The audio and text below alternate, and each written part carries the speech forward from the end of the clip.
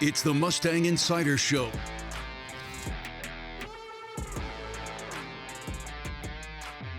Hey, let's get things started here on Mustang Insider. I'm your host, Chris Sylvester. We'll be talking some Cal Poly women's tennis in just a moment. But before we do, as always, this podcast presented by our friends at Dignity Health French Hospital Medical Center. Let's tell you about them.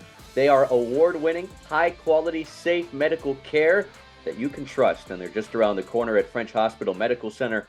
Proud supporters of Cal Poly Athletics. Learn more at dignityhealth.org/French Hospital. So we are, I don't want to say winding down with winter sports. It's still got a good month and a half to go in each basketball season. Women's basketball having a terrific start. Still a lot of time for the men's team to turn things around. But yes, tennis. It is tennis season, and it will soon be softball and baseball season. We're going to start getting into our spring previews on sports, and we begin with women's tennis today.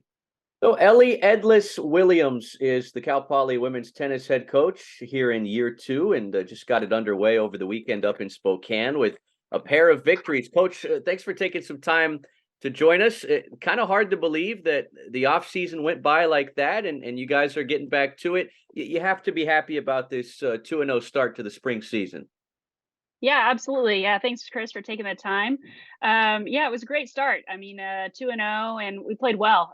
We had kind of a crazy travel getting up to Washington. The weather has been, as there's the cold front, all over the country, and so getting up to Washington last weekend was, it was a struggle, but we made it, and so it was a really great weekend for us to come out 2-0, especially considering just all the travel delays and. We actually didn't even end up getting to practice on Friday. So considering all the adversity that our team had to go through, I'm really proud of how the team handled that, and I think it really set us up well for the season to come. Yeah, what were the temperatures up there in Spokane? What type of atmosphere were you guys dealing with? Yeah, well, luckily we are playing indoors, Right. but yeah, so and luckily we came this past weekend instead of the weekend before. 'Cause the weekend before they were in the negatives the whole weekend, and so Goodness. but luckily we were just in the 30s. So the girls got to see some snow, but it's definitely quite different than beautiful San Luis Obispo. Sure, and being able to play indoors there was no sort of home court advantage for Montana, and Gonzaga. Obviously, very accustomed to dealing with temperatures like that, and 2-6-1 victories for your team opening up this 2024 campaign. What were your takeaways from what you saw out of your group, and did it kind of live up to your expectation of what you hoped for from the opening weekend? Yeah, so like I said, I was really proud of how we competed. I think those two matches they pushed us and they challenged us, both individually for players and as a team. Just kind of the right amount where once things got a little tight, I thought we were the better team at just kind of enduring the tightness and being able to play through that a little bit. So yeah, I thought we handled the situations well. Doubles, I thought we started off really strong. So we had some different doubles pairings the weekend before at the Cal Invitational. So it was good to see kind of some of our doubles teams come together a little bit more. So things are starting to click, which is great. And things are starting to click at the right time, because you turn around and you look at the upcoming schedule, and hard to believe, but the Big West opener is a week and a half away, and you guys have the luxury of playing that here in San Luis Obispo against your alma mater, UC Davis. It's you and I were talking about this before we hit record, but it's funny kind of how the schedule works out, right? I mean, you have the two non-conference matches, and then you get into the Big West, and then you go back to about a month's worth of non-conference action before you face CSUN in early March. Do you? What are your thoughts on opening the conference season just with a couple of matches under your guys' belt? Do you kind of feel like we're on the cusp of conference play, or is it a little bit of a curveball, knowing that there's another month to kind of get better after this first conference match before playing the rest of the teams? Yeah, tennis is a little bit funky in that way where we don't, some sports they just, have all of their non-conference and then they start their conference and then they don't play any non-conference after that. And that's where I think tennis and specifically tennis in the Big West is a little unique, where we're a little bit more scattered. But I think it's really good for us to kind of, as a team, I'm always telling my players, every match is worth the same amount. We got to go in every match with kind of fresh start and fresh eyes. So I think in that sense, it kind of sets the tone for that attitude throughout the season. That this match feels really big because it's conference, and obviously feels big for me at being my alma mater. But at the same time, it's just another day on the tennis courts, and so how we approach that, it's got to be consistent throughout the season. Yeah, I mentioned you played up at UC Davis. How much did that help you with your familiarity with this conference when you got into coaching, right? Because you had a stint here at Cal Poly, then you were at Cal State Fullerton before coming back on this staff before you were elevated to head coach. So when you get into the Big West, it's got to feel like as familiar as anything for you because you played in it and you've coached at it at multiple places now. Yeah, the Big West is home for me. You and I were talking before we started recording as well that I pretty much grew up at UC Irvine. My dad coached at UC Irvine for 20 years, and so going from UC, growing up on those courts, and then playing at Davis, and then my first coaching job was here at Cal Poly as an assistant. My first head coaching job was at Cal State Fullerton. So it wasn't by design, but it just kind of worked out that most of my experiences within the Big West Conference, and I know these coaches really well. And so, but nothing's weirder than playing against your dad as a player. So, becoming a coach at Cal Poly and coaching against former teammates or coaching against, people that I've known for my whole life, nothing gets weirder than playing against your dad. So I felt pretty prepared for that. Well, you've got dad on your side now. You mentioned he was the head coach at UC Irvine for 2 decades. He's on the staff here for this 23-24 season. How much wisdom do you go to him for, throughout the course of a match or in between matches as you kind of watch film and study what's on the other side? And I mean, what was he your biggest influence in getting into coaching after your playing career? Yeah, absolutely. Yeah, it's pretty special, especially after all those years competing against my dad to finally be able to be on the same team as him is, I mean, for us, it's just a dream.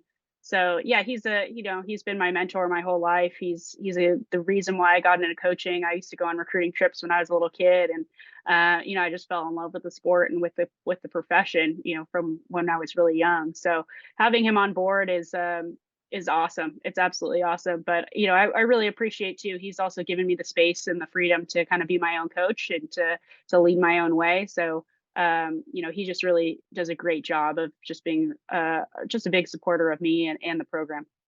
Ellie Edles Williams, Cal Poly women's tennis coach, our guest on Mustang Insider. This is your second season at the helm of this Mustang program. Year 1, 14-11, 6-3 in the Big West, reached the Big West championship match. What did you take away from year 1? And you've talked to a lot of head coaches throughout college athletics. Year 1 kind of feels like year 0, right? Because you don't get the full off season under your belt. You don't get the luxury of kind of going through a season as the head coach and then hitting the reset button in the off season with recruiting and looking at the portal and stuff like that. So does this kind of feel like year 1 a little bit more than last year, or because you were on staff prior, was it an easy adjustment to move up to head coach? Yeah, great question. I think I did have a really unique experience as first time head coach at Fullerton, and then first time head coach here. I did know those programs really well since I was the assistant at both those institutions. So I felt like I was as best prepared as you can be coming into a new program. But that being said, yeah, it is a little bit like year 0. You're trying to get a feel for how you want to do things. Not all your players are who you recruited. I was fortunate that I did have a few of my players that I did, was a part of the recruiting process there. So I knew them pretty well. But that being said, just change is hard, and you go through a lot of change when your coaching staff changes. So yeah, this year definitely things are feeling a little bit more at ease, but that's also the fun part of coaching is that every year is different and challenges you in different ways. So yeah, it's definitely feeling a little bit more comfortable, but also at the same time, every year is different challenges and different experiences. We all know about a few players on your roster just in what they've done throughout their college careers here at Cal Poly. I'm talking about the Dunkel sisters from nearby Arroyo Grande. Melissa Lamette from Cypress, Texas, has been a superstar in this program during her time. But tell us about some of the underclassmen and some of the newcomers on this year's roster that Cal Poly fans ought to familiarize themselves with as this campaign rolls along. Yeah, absolutely. So we added two transfers. Roman Moss is a transfer from Jacksonville State, and she is originally from Paris, France. She's one to definitely keep an eye out on. And if anybody's coming out to our matches, she's got a ton of passion. Boy, is she fun to watch. So she's got a lot of talent, a lot of passion, and she's really brought a new light to the team and a new personality, which is pretty fun. You can't miss her. Last year finishing up the season, we had some really, really strong freshmen. Sasha Ozarets was Big West Freshman of the Year. So she's back with another year under her belt, and Kennedy Buntrock is, she's playing some really good tennis as well. So just having another year of experience for those two starters last year, they're looking really good. And you've got a few doubles teams that you've thrown out there early in the season. Obviously, the Dunkel sisters and Melissa and Moss, the transfer you mentioned, and then Kennedy and Alexandra. How much of this early season is about kind of evaluating how groups work together and what each tennis player's strengths and weaknesses are going into future matches? Like, how much tinkering do you do this time of year before you really feel like you have personnel solidified for those must win matches late in conference season and obviously once you get into the postseason? Yeah, I mean, that definitely this time of year, you're trying to really just figure out, which doubles pairings are going to be solid for you, and who's kind of bringing what to the table. But doubles is a lot about chemistry, but it's also a lot about what kind of skills each person has and how they complement each other. So yeah, that's where I think that this past weekend, we learned a lot. So hopefully we can continue on that path. But at the same time, what's really, really nice about our team is we have a ton of depth. Our roster, all 10 of our players are really strong. So, and we can kind of plug and play where we need to. So, so that being said, as much as you like to kind of keep teams together to be able to build on, progress that you've made, we really are fortunate that we have a lot of options. And Coach, obviously, we've been hearing about the new facility for a while now, and I know they're making progress on it. I'm talking about the Comerford Pavilion. How much of an edge is that going to give you guys in recruiting and just prowess within the Big West and West Coast collegiate tennis once that thing gets finished? And do you have an update on where they are with the construction of that? Yeah, we get to hear construction noise every day at practice, which is just music to our ears. I think a lot of people would be irritated by that, but we just absolutely love it because it just means progress is coming along on the new building. So so we are thrilled to see the progress coming. We're hoping to be in there soon. But yeah, definitely it gives us a massive edge, and we're so thankful to the Comerford family and to all the other donors who have helped make this dream come to life. And as you mentioned, before, that I was a player in the Big West, and I remember coming to Cal Poly and just the facility and what it was like, and it is just absolutely nothing like what it's going to be.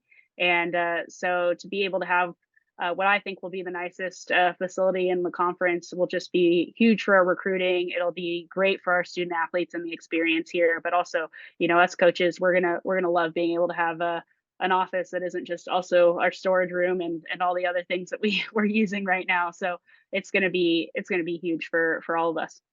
Yeah, no question. MustangAthleticFund.com for more info on the upcoming Comerford Pavilion. Construction costs more than $8 million. I mean, this thing is going to be completely state of the art. You won't find anything like this elsewhere in the Big West Conference. There's also a video full of the renderings and the desired final outcome of the Comerford Pavilion, which is super exciting as well. So as you guys get ready for the Big West opener against your alma mater, UC Davis, you got a couple weeks in between. Do you like that downtime in between your 2-0 start and getting ready for conference play, or do you kind of wish that it was this weekend instead to keep some of that momentum rolling?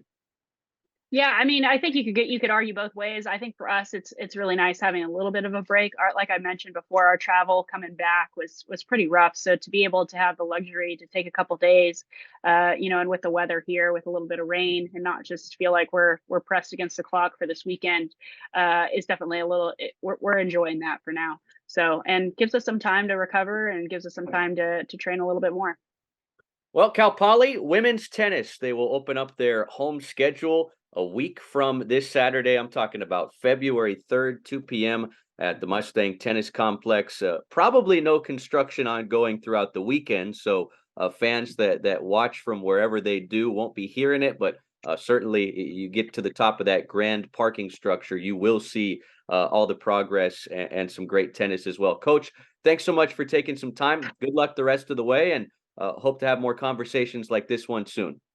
Great. Thanks so much, Chris. Lots of excitement surrounding our tennis programs here at Cal Poly with the new facility getting closer and closer to completion every day. We will continue our run through previewing spring sports. Of course, wrestling is underway, the basketball teams, among other things, here in the winter sports season, and some of those teams have big postseason aspirations. We'll keep you covered on that side as well. Softball's on the horizon, as is baseball, with a home-heavy schedule, more than 30 home games at Baggett Stadium, including the big names, Missouri, Ohio State, Utah coming to town the first month of the college baseball season. For all things Cal Poly Athletics, stay locked on social media at CP Mustangs and gopoly.com. As always, if you have questions, comments, concerns, and want us to do something new here on Mustang Insider, we invite you to tweet at us or X at us at Chris Sylvester _ or at CP Mustangs with the hashtag Mustang Insider. Until then, ride high, and thanks so much for tuning in to Cal Poly Athletics exclusive podcast, the Mustang Insider. This has been the Mustang Insider Show. The preceding has been a Learfield's presentation on the Cal Poly Sports Network.